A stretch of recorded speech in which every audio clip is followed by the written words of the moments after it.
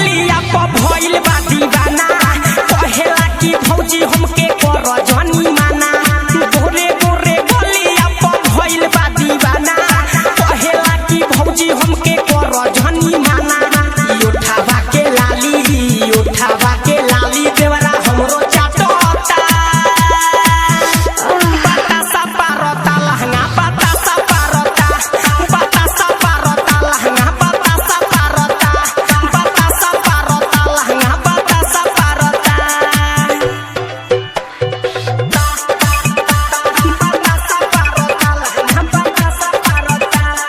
writer सागर मोहन कहे पहिया में आजा गुड्डू दीवाना देवरा हमके भरल हेता पाजा राइटर सागर मोहन कहे पहिया में आजा गुड्डू दीवाना देवरा हमके भरल हेता पाजा देखिए के ब्यूटी हम पे कर